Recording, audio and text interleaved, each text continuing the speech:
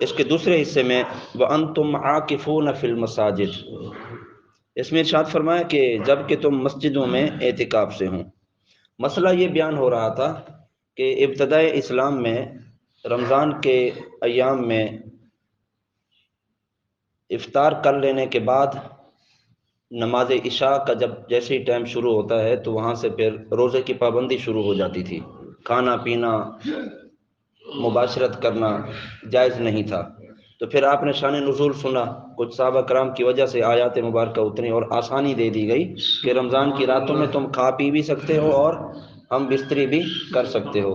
تو یہ مسئلہ بیان ہو رہا تھا۔ تو ان الفاظ میں یہ مسئلہ بیان ہوا کہ روزے دار کے لیے رمضان کی راتوں میں بیوی سے ہم بستری کرنا حلال تھا اس وقت جب وہ اعتکاف میں نہ ہوں، اور جب اعتکاف میں بیٹھ جائے تو پھر اعتکاف کی راتوں میں بھی عورتوں کے ساتھ میاں بیوی والے تعلقات معاملات کرنا حرام ہے۔ یہ مسئلہ بیان ہو رہا تھا۔ تو اسی مسئلے کے تحت اعتکاف کے مسائل بھی یہاں بیان کرنا ضروری ہے تاکہ سنت رسول کا ایک عمل اور ایک جذبہ انسان کے اندر پیدا ہو اور نبی کریم صلی اللہ علیہ وسلم کے مبارک طریقے سے ہمیں ایک رہنمائی ملے۔ ام المومنین حضرت سیدہ عائشہ صدیقہ رضی اللہ تعالیٰ عنہ آپ فرماتی ہیں حضور پر نور صلی اللہ علیہ وسلم رمضان المبارک کے آخری عشرے کا اعتکاف فرمایا کرتے تھے، یہاں تک کہ اللہ تعالیٰ نے آپ کو وفات دی اور آپ کے بعد آپ کی ازواج مطہرات نے اس سلسلے کو جاری رکھا۔ یعنی اس کی اہمیت سمجھیے کہ حضور اکرم صلی اللہ علیہ وسلم نے اعتکاف پر پابندی فرمائی اور آپ کے بعد پھر آپ کی ازواج مطہرات نے پابندی فرمائی ہے۔ یعنی آج تک جتنے لوگ اعتکاف کرتے ہیں وہ نبی کریم صلی اللہ علیہ وسلم کے اس مبارک عمل پر پابندی کرتے ہوئے سنت کا ثواب بھی لیتے ہیں، پھر اللہ کی طرف سے جو انعام ہے اس کے بھی مستحق ہوتے ہیں۔ حضرت ابو سعید خدری رضی اللہ تعالیٰ عنہ فرماتے ہیں حضور اکرم صلی اللہ علیہ وسلم نے رمضان مبارک کے پہلے عشرے میں اعتکاف کیا، پھر ایک ترکی خیمے میں رمضان کے درمیانی عشرے میں اعتکاف کیا جس کے دروازے پر چٹائی لگی ہوئی تھی۔ آپ نے اپنے ہاتھ سے اس چٹائی کو ہٹایا اور خیمے کے ایک کونے میں کر دیا، پھر خیمے سے سر مبارک باہر نکال کر لوگوں سے فرمایا کہ میں اس رات یعنی لیلۃ القدر کی تلاش میں نے پہلے عشرے کا اعتکاف کیا، پھر میں نے درمیانی عشرے کا اعتکاف کیا، پھر میرے پاس کوئی آیا یعنی فرشتہ آیا تو میری طرف وحی کی گئی کہ یہ آخری عشرے میں ہے، یعنی لیلۃ القدر آخری عشرے میں ہے۔ تو فرمایا تم میں سے جس شخص کو پسند ہو، یعنی لیلۃ القدر تلاش کرنا جس کو پسند ہو وہ اعتکاف کرے۔ تو لوگوں نے آپ صلی اللہ علیہ وسلم کے ساتھ پھر اعتکاف کیا۔ تو وہاں سے پھر یہ رواج پڑا کہ حضور اکرم صلی اللہ علیہ وسلم بھی اور دیگر صحابہ کرام بھی پھر آخری عشرے کا اعتکاف فرمایا کرتے تھے۔ حضرت انس رضی اللہ تعالیٰ عنہ فرماتے ہیں نبی کریم صلی اللہ علیہ وسلم کے رمضان مبارک کے آخری عشرے میں اعتکاف کرتے، ایک سال اعتکاف نہ کر سکے، جب اگلا سال آیا تو حضور صلی اللہ علیہ وسلم نے 20 دنوں کا اعتکاف فرمایا۔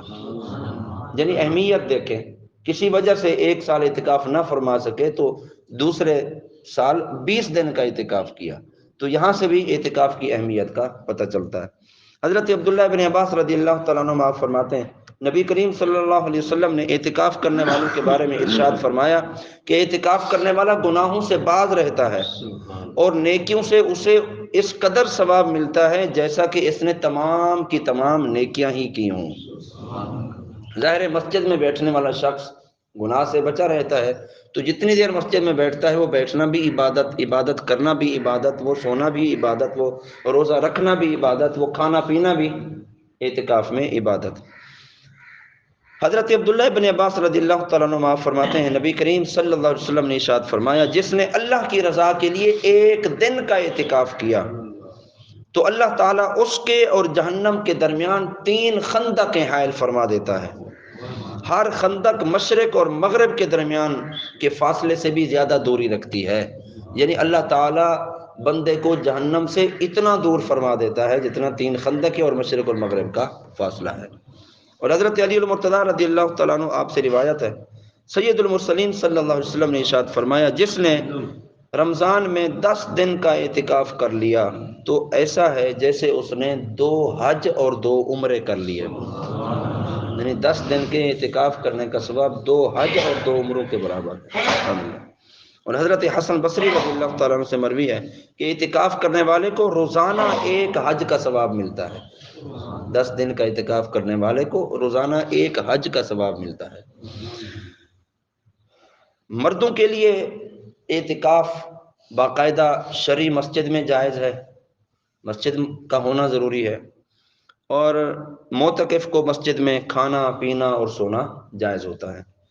عورتوں کا اعتکاف ان کے گھروں میں مسجد بیت میں جائز ہے۔ مسجد بیت کسے کہتے ہیں؟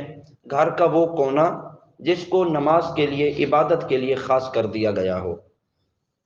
اگرچہ رمضان کے آخری 10 دنوں میں مسجد کا اپنا گھر کا ایک کونا اس کو نماز کے لیے خاص کر لیں، وہیں نماز پڑھیں، وہیں سوئیں، وہیں قرآن پاک پڑھیں، وہیں سحری افطاری کریں، تو خواتین یوں 10 دن کا اعتکاف کر سکتی ہیں۔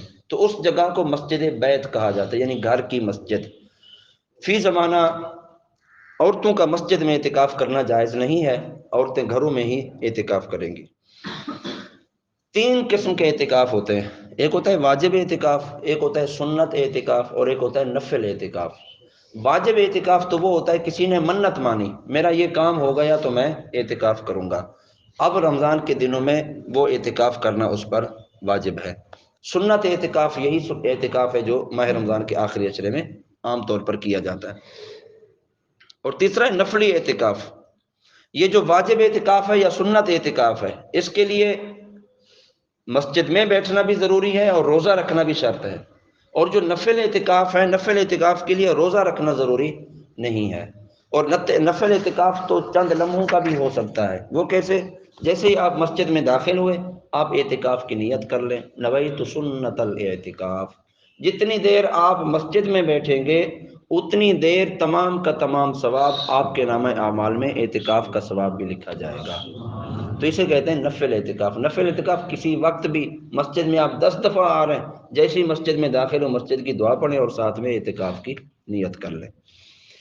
واجب اور سنت اعتکاف میں 1 لمحے کے لیے بلا اجازت شرعی مسجد سے نکلنا جائز نہیں ہوتا۔ جو بغیر کسی ضرورت کے مسجد سے 1 لمحے کے لیے بھی نکلتا ہے تو اس کا اعتکاف ٹوٹ جاتا ہے۔ تو یہ اعتکاف کے مسائل ہیں۔ سنت رسول پر عمل کرتے ہوئے اعتکاف کو اہمیت بھی دینی چاہیے، اور اعتکاف بیٹھنا بھی چاہیے۔ اپنی مصروفیات میں سے وقت نکال کے سال میں 1 مرتبہ ظاہر اعتکاف بیٹھا جاتا ہے۔ ابھی تو ماشاءاللہ ہماری مسجد کے انتظامات بھی بہت اچھے ہیں، اور جگہ بھی وسیع ہے، اور ماحول بھی ماشاءاللہ پرامن ہے۔ اس وقت تو موسم بھی بہت اچھا ہے، تو زیادہ تعداد میں لوگ کوشش کریں کہ یہاں اعتکاف بیٹھیں۔ باہر بھی ماشاءاللہ فرش ڈل گیا، جگہ وسیع ہو گئی، ہوادار جگہ بھی ہے، تو کوشش کریں کہ نوجوان بھی، بزرگ تو ویسے بھی اعتکاف بیٹھتے ہیں، نوجوان بھی کوشش کریں کہ وہ بھی اعتکاف بیٹھیں، سنت رسول پر عمل بھی ہو، اور پھر عبادت کا سلسلہ ایک تسلسل بھی جاری رہے، اور آخری عشرے کی برکتیں بھی نصیب ہوں۔ اللہ تعالی ہم سب کو عمل کی توفیق عطا فرمائے۔ وما علینا الا البلاغ۔